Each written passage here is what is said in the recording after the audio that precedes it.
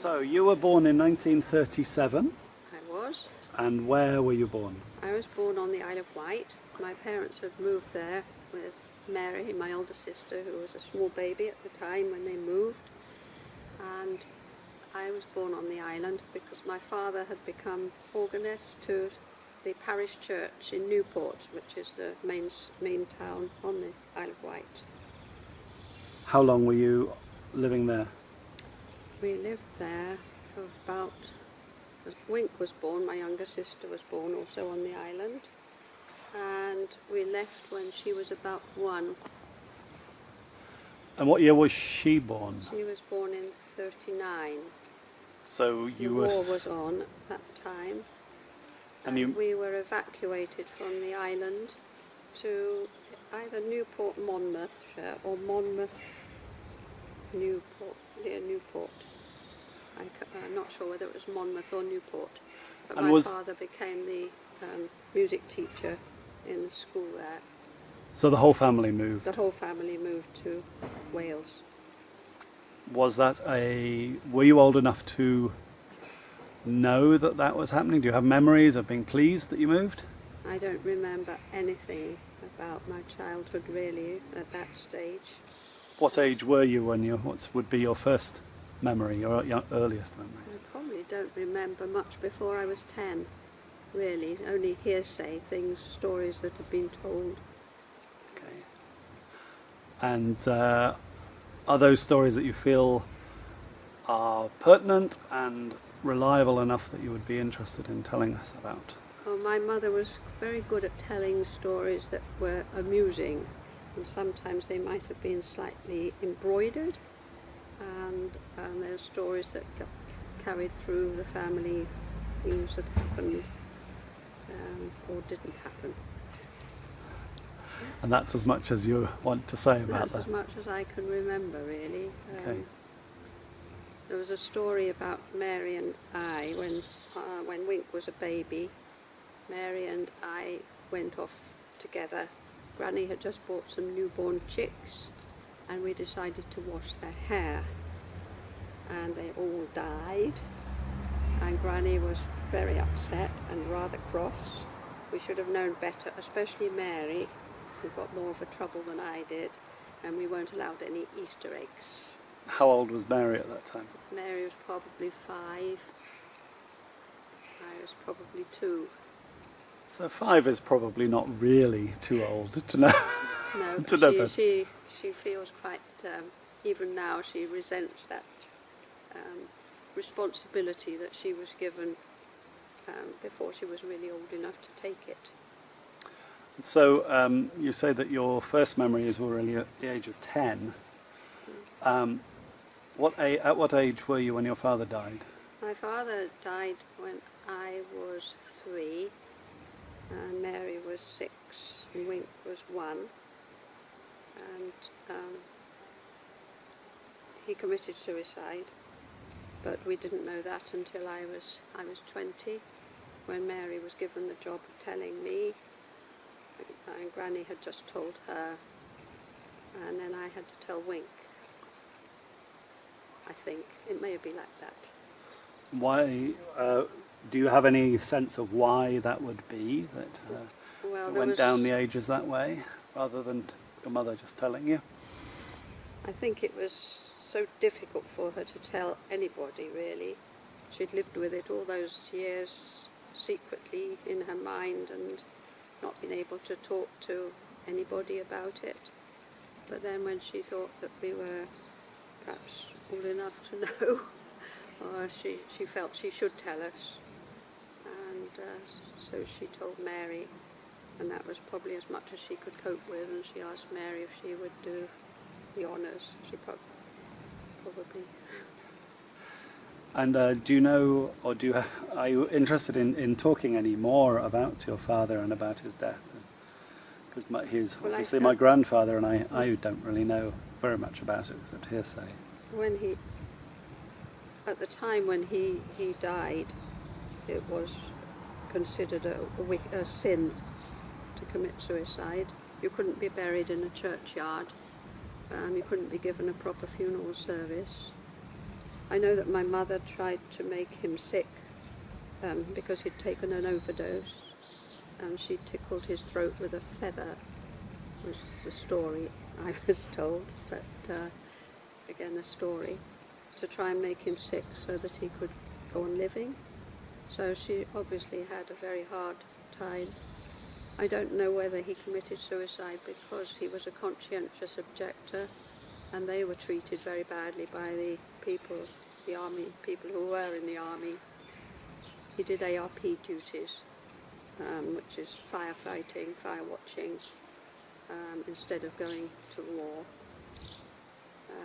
One night we had an incendiary bomb on the roof of our house, and my father was out doing fire duty, and my mother got a pot of geraniums and put it on top of the bomb and put the bomb out. So the bomb was actually on fire. The It was bomb doing what it was supposed to. would have burnt the house down, but she got there quickly and put this geranium on the top and smothered it. Amazing. I think Mum was a very strong woman. She had to be to cope with the three of us. I seem to remember a story about a boy trying to put a bomb into a furnace. Is that correct? At school, he'd found an unexploded bomb and tried to put it into the furnace, and she just caught him in time. Was that in Birchanger? Well, I don't know. You know, No, I don't remember. you don't that. remember that. I don't even know where I heard that story. No, I don't remember that. So, so you were 3, and then your father died, and your mother. Was your mother working before that? No, my mother was looking after the three of us. She didn't work. And then when we were evacuated with my father and my mother, my mother had to help look after the little boys who were evacuated from Birmingham to Wales. And so she had to look after all the little boys and look after us 3. And of course, they were evacuated without their parents. They were evacuated without their parents. They were very homesick, and I think it was a very difficult job for Mum, trying to look after them and us. I keep wanting to ask you questions about that, but of course I keep remembering that you don't really remember anything about that era. So once you were 10, you were living, where were you at that age? Oh, after, it was when we were at Newport that my father committed suicide, and then we moved to live with my grandparents for a little time, and then my grandfather gave us a house in a place called Thorley Hill, and we went to live there for a time. Wink was still a baby, and then my mother, with her, she had a degree in maths, but she didn't have any teacher's training. She decided that it would be good to be trained as a teacher. So my grandparents said we could go and live with them. By we, do you mean all of you, your mother as well? All of us went to live with my grandparents, while Mum went to Cockerell Training College, which was a short distance from my grandparents' house. Mm-hmm. And Wink and I went to a creche while Mum was at lectures, and we met up at lunchtime under a big tree for a picnic. And Mary went to school, I think, at that time, because she was 6. I'm not sure whether she went, which school she went to. Anyway, she went to school somewhere, and it was always nice meeting Mum under the big tree. So you remember The big that? tree. Well, yes, I think I do. I think I remember that. A little hard to know what. Mum would take Wink on the front of her bike on a little saddle, and me on a little seat on the back, and Granny on the bike to this college, which was about a mile away from Granny and Grandpa's. And it took a year to train as a teacher, and then she got a job in Bishop Stortford, and then she got a headship at a village called Birchanger, which had a lot of American soldiers around, and they used to buy chewing gum for the children, and there was quite a lot of disease at that time. Children would get scabies and impetigo. I think health was very poor at that time. People were not properly nourished, and we got nits, of course, all the sorts of things that went with that time. life. I remember Mum, I think I do remember this. We were in bed and someone banged on the door, and it was a drunken man, and he started threatening Mum, and she said, "Now you just walk down that path there and go home." And he did. So that was what she was like. She could cope with situations that were difficult. We had chickens, we had rabbits.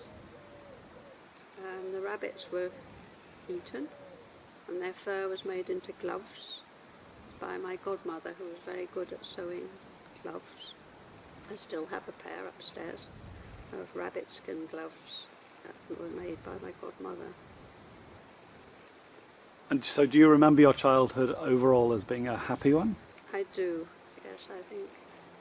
Especially, well, I loved living with Granny and Grandpa because they had a big garden, and Grandpa was fun to be with. He loved his roses, and we used to go round the garden with him while he pruned his roses, and he taught us how to do it. And he was, and then we would go to his grapes in his greenhouse, and he would very carefully thin them out so that there were only so many on a bunch, and he took great care of his roses and his grapes. They were his pleasure. Do you think that's where you first got your love of gardening? I think it probably was. Mum was very keen on gardening from them as well. He was a seed merchant, my grandfather. They had quite a ramshackle warehouse in Bishop Stortford where the seeds were processed, and they had great big hoppers that the seeds came down into big vats, and he specialised in linseed and clover and grass, and he could identify any grass from its seed. He was very, very knowledgeable, and it was lovely as children to dip your hands into the vats of linseed, which is all oily, and a lovely feeling when you put your arms into these seeds. So was he selling the linseeds mostly to grow rather than to make oil from the seed? It was all for growing, yes. It was all for growing. growing flax, and probably for linen, mostly, because I don't know how much oil was used in those days. But we used to go to seed merchant fairs with Grandpa sometimes, where all these, we thought of them all as very elderly gentlemen, would sit with their boards in front, on sort of high desks with their sample pots in front of them, and we would wander around and look at all these different samples, and then we'd go to the swimming pool and learn to swim. In March 1947, which was a very severe winter, we moved to Land Beach, which is 5 miles north of Cambridge.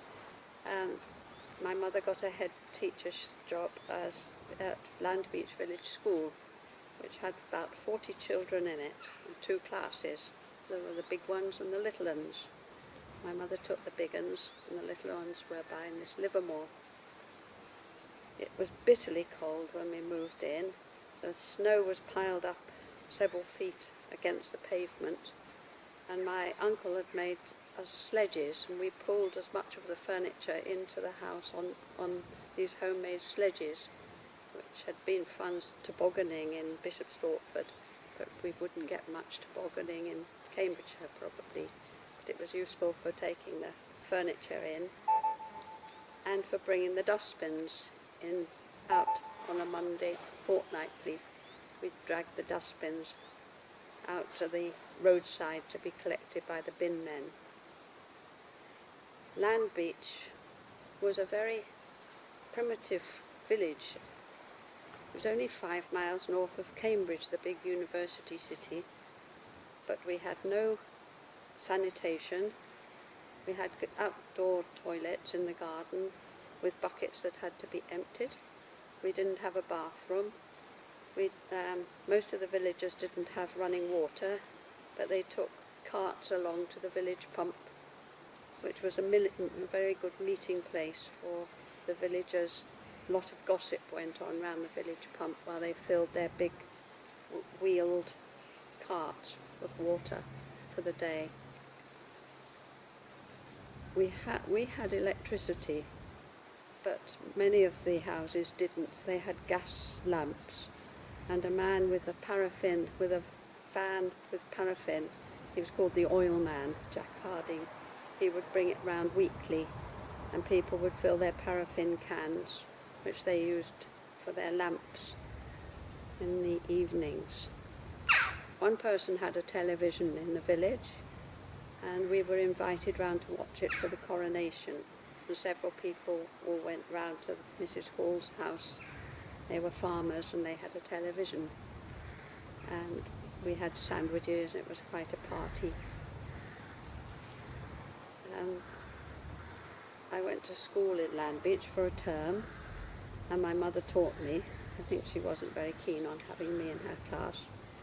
And I got into a school called the Perse, which the following September I went into Cambridge to school with Mary. Mary was already there because she had passed the 11 plus, and I went to the junior department, and Wink carried on in Landbeach School for a time till she was 8, when she went to boarding school.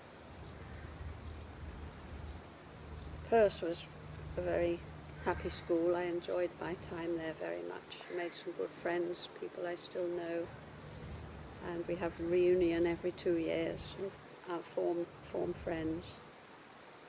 That was a good time. Was that a boarding school? No, that was a day school. Day school. I cycled into Cambridge every day.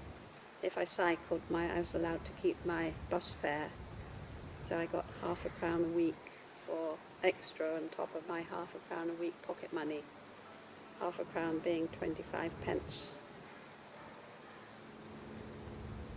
It was flat, completely flat, so it was an easy cycle ride. How far was it? It was 6 miles. I used to do about 100 miles a week because I used to cycle at the weekends looking for plants and going off around the countryside. In those days you could do that on your own without any fear of being molested by bad people.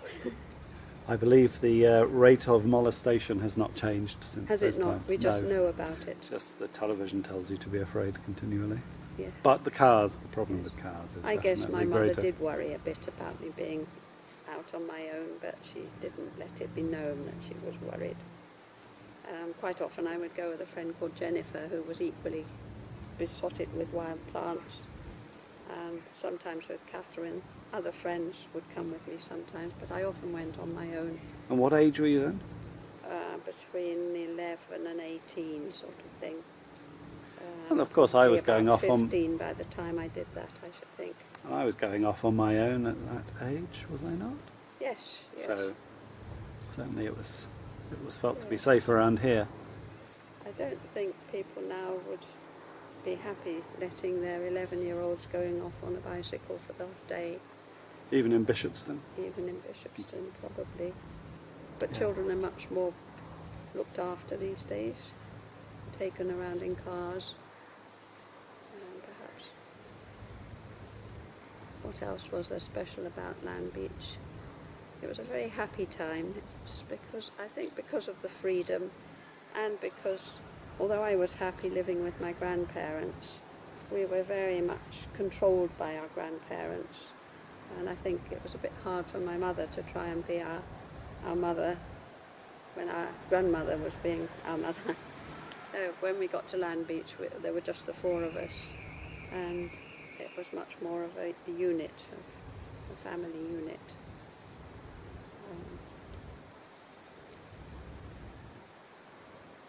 Anyway, we lived there. My mother taught there for 10 years, and we helped quite a lot with the school. We used to get the library books out every fortnight. We had the library was in the school, and we had to heave them out of wooden boxes and put them out on the shelf, ready for the people to come in the evening to choose their library books. And these books were brought every quarter. We had a new collection of books in these wooden boxes brought by the county council. We had the WEA, which is the Workers' Educational Association used to meet in the school, and the lecturer would often come to a meal with us before the lecture, and then if there weren't very many members of the class, I got dragged in to do my homework in the back and go onto the register to make the numbers up, because there had to be 15 to be a legitimate class. It was interesting. We had pemmican one night, so we had a term full of lectures on the Arctic expeditions, and the lecturer brought some pemmican for us to taste. What is pemmican? It's dried beef, very chewy, but it was something that they could, it was very lightweight, they could Was it in a stick? It was far chunky, I think, or sheets. It was I can't remember. It sounds like beef jerky. You were asking what beef jerky was. Yes. That sounds like that's exactly what that Maybe is. it's the same, but they called it pemmican. So we had lots of interesting lectures, and the lecturers were very friendly and nice. The usual subjects that people would choose for the classes would be some English literature, history. Local history was very popular. It was good. But the school was responsible for a lot of outside activities other than just the education of the children. They voted in the school for the election, and they had library and all these sort of added things. So it was a good time as Land Beach. My mother retired then and went to live in Cambridge, and we were away by then at college. But she bought a house big enough for us each to have a bedroom in her house when we came home. And then when you went to college, I went to university college. Yes, my mum got a headship at Land Beach. We lived there for 10 years. And then I went to college in London. Bedford? At Bedford College, which is where my mother had been as well. She did her maths degree there, and I did botany. And I enjoyed it very much. It was very interesting. I had a good professor. And after that you went to work. After that, yes, I did a PhD and used an electron microscope, and I got a job as an electron microscopist for Guinness. I've always been interested in that. Were Guinness funded? Guinness was research? Funded with their excess profits that for pure research labs. It was not researching onto Guinness. So Guinness funded various research projects? It just had this. It had its pure research lab, which was called Twyford in London, and it had its Guinness research labs, which were in the brewery. So that was a different set of people. But And we was all that went to more the beer? brewery. Was that beer-based Yes, research? that would be researching on yeasts and beer in general. But we all went to the brewery for lunch. I had a very good lunch with free Guinness for lunch, and I learnt to like Guinness because of that. Do you still like Guinness? Yeah, I do, yes. I always said Richard was such a healthy baby because he was brought up prenatally on Guinness. I always tell people that too, and shocked and appalled. Didn't your doctor, is it true your doctors advised you to drink a certain amount of Guinness? Or was it Guinness who advised you to just drink that Guinness? I was working and Guinness was provided and I drank it. I didn't think that there was anything wrong with it. And did you drink it while you were pregnant with me as well, or was No, that I post didn't. you were? No, because I wasn't working then and I didn't have free Guinness. And so you met Dad. When did you meet Dad? I met Dad in a belfry in Trumpington, and there was a really nice tower captain there called Miss Willers, who introduced Dad and me to each other, and she said, "This young man is coming to London. Would you look after him?" And I was already in London, so I thought, well, what do I do? So I invited him to tea in our place in London, and that's how it started. We went ringing together quite a bit. Dad was a medical student then working at St Thomas's Hospital, and I was working at the brewery, and Dad took his finals. Richard was born within a year, and that was considered not very good form to be married when you're still a medical student, but it was okay. So when did you meet him? I met him in 1963. And you were married in 64. 64. So whirlwind romance, I guess. And Richard was born in 65. Mm-hmm. And you were born in 67. So, And but we went to a lovely village after we were married. Dad was fully qualified. And we went to live in a beautiful village in Kent called Patricksbourne. We lived in a cottage called Elephant Cottage, which had big elephants carved under the eaves, and it had a lovely big garden full of lupins. And our landlady was Mrs. Mole, who owned goats, and she used to walk her goats down past the bottom of our garden every day and give us goat's milk, because she said it was much better for you than cow's milk. And she was a really fun lady, quite a character in the village. And we liked Mrs. Mole. and did you And like her- goat's milk? I don't know about that. It was usually given to you, well, to Richard, I mean. And then the other half of the cottage was Lion Cottage, where her father lived, Mr. Can't remember. Not Mr. Mole. No, not Mr. Mole. He was commonly known as Fur, because his name was Philip, and his mother would call Philip, so they called him Fur. And he was great fun. And if he was going on holiday, he would mangle his sponge so that it was dry. And then if he was having steak for supper, he would put his steak through the mangle, so that instead of hammering it, he squeezed it through the mangle, same mangle as he put his sponge through. He was 80-something, and he would cycle off. He was a retired clergyman. He would cycle off to take services quite often if he was needed, or to play golf. And I was born in Taunton. You were born in Taunton at Musgrove Park Hospital in 1967. But were you living in Taunton at that We were time? living in a bungalow in the hospital grounds, which was a really nice bungalow. Very warm in winter when the snow covered the roof and insulated it, and very pleasant in summer. And Granny came to look after Dad and Richard while you were being born in the hospital. She had to rush over from Cambridge because you were 10 days early, and she was very good at looking after everything. What time of day was I born, do you remember? You were born in the night, I'm sure. Richard was. I expect you were too. Babies always are born in the night. Well, they were in those days when they didn't induce them at convenient times to the doctors. Well, Ali was born in the middle of the day, and she was not She induced. was not induced. She was a very thoughtful child. No, Dad, when Richard was born, Dad was told that he wouldn't arrive that night, so he could go home to bed. But he was born that night. So was he there? So I rang him up to say that he'd been born at about 2 in the morning, and Dad couldn't go back to sleep, so he did the ironing. So after Taunton, Chertsey? No, what was next? After Bath. Taunton, we went to Bath. So you really did move around an awful lot. Yes, Quite a high it speed. was quite a difficult. Well, I think for you children, we had a lot of moves.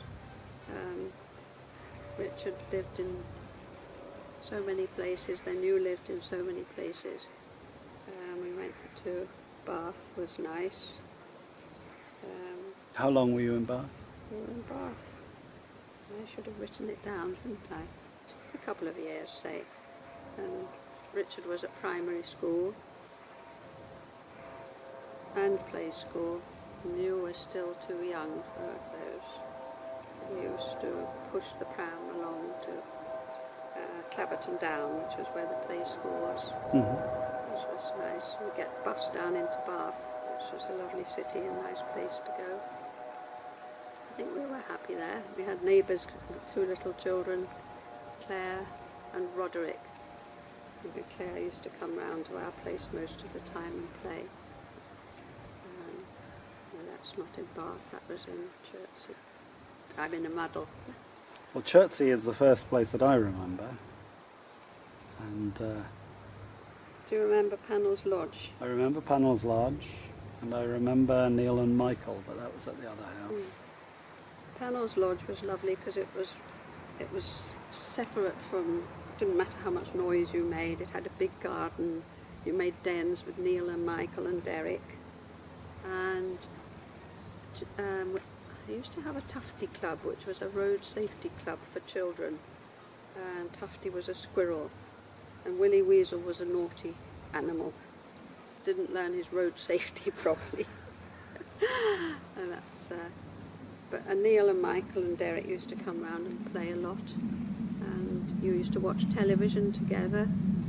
Granny Rose lent us her television when she went to Australia for 6 months, and you used to sit in a row on a bed and watch Banana Splits, which you used to love. And you used to play dens together and just generally have a good time. Yes, Chertsey was fun. And then we were in Leeds for 3 years, I believe.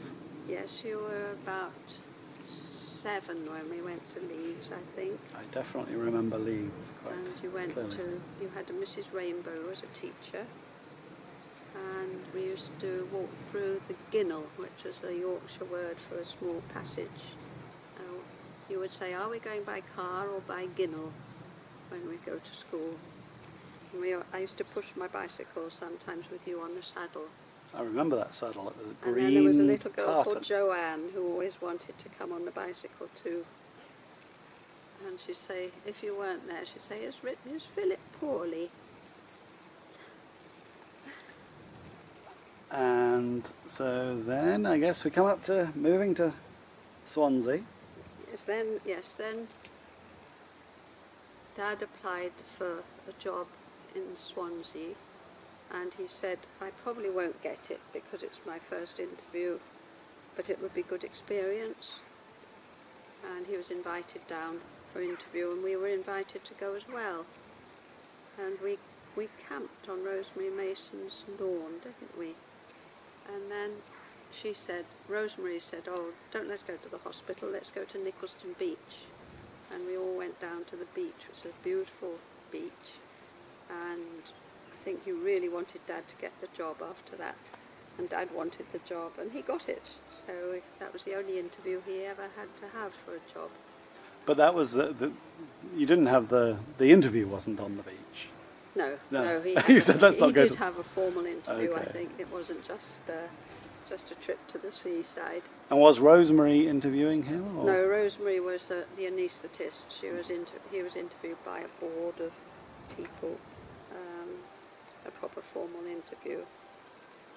But anyway, he was the first urologist in Swansea.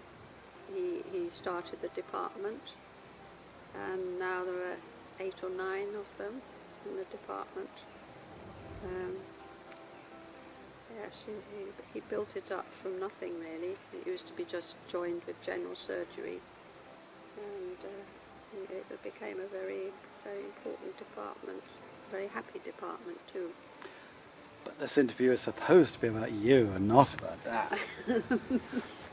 So what else have you done in Swansea? You worked at the In Swansea, doctor's office. At first I got a job at the surgery to be a receptionist for a time. In because they Penard? couldn't get anyone to do Fridays, and I did Fridays. That was just Fridays.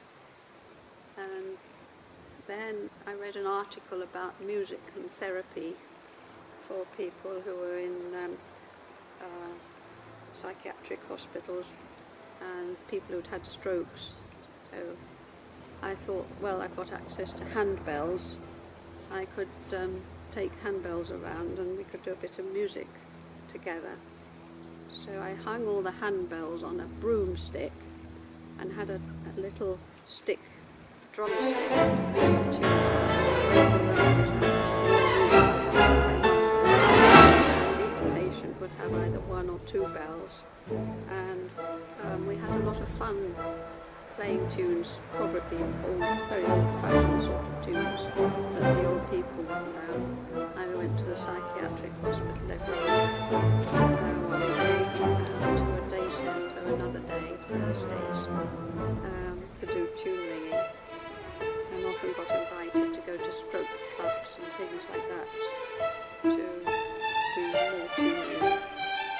I think my favourite occasion of that was when I went to a stroke camp, and there was an old man who hadn't spoken since his stroke, and we started playing Good King Wenceslas, and he started joining in singing the words, and the nurses were all really quite surprised because he hadn't opened his mouth since his stroke, and it seemed to be, it proved the point that music is a good thing to do. Would you say that Swansea has been your happiest place? It's certainly been a very happy, settled place. I've been here now for 30 odd years, and I feel we belong here. Leeds was fairly temporary. We were 2.5, 3 years there. Chertsey was short. I was very happy at Chertsey because of the friendship of Jane Philbin and Nigel and Leon Michael. Great friends, I think. Jane Philbin was my greatest friend. Places I lived in. I always felt I got on so well with her. Is she still alive? She's still alive. Of any contact? She's a bit Forgetful. and she sometimes doesn't know who I am.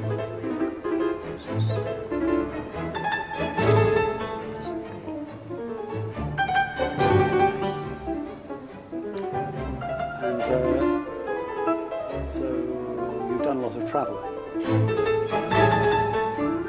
For holidays. Places. I've had some lovely holidays. I think my favourite holiday of all times was the time we went to Botswana, middle of Africa, and we stayed in tents, small tents. We had a small tent between the two of us, and we saw elephants and we heard lions lapping as the water advanced down the river Okavango, the Okavango Delta. And the river was just coming down, the water was coming down, and the lions were, you could actually hear them lapping, which was rather exciting. And we had two really nice people leading the holiday, and we went in a dugout canoe up the river and saw elephants coming to the waterside.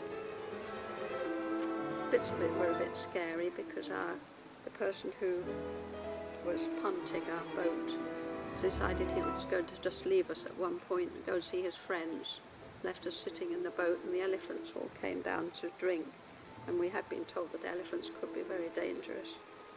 I was quite relieved that Dad could punt if necessary, but it wasn't necessary. How long were you there? Probably 10 days, a week or 10 days.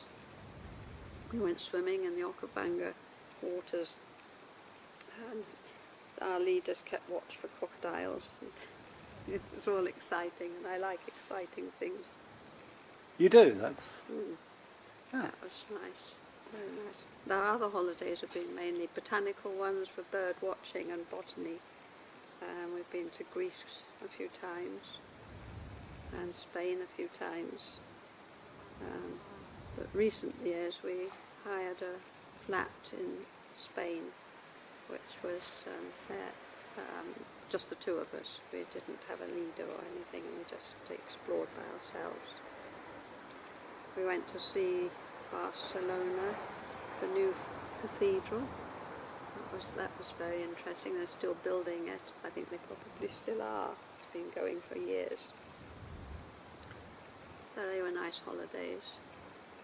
But you never got to go hang gliding, which I think never you always went wanted. hang gliding. No, my mother said that if I went hang gliding, she would sponsor me because she'd love to do it herself, and she could do it second hand. Somehow I haven't quite got the nerve for that. But when I was 60, Dad bought me a flight in a hot air balloon, and that was very nice. He came too.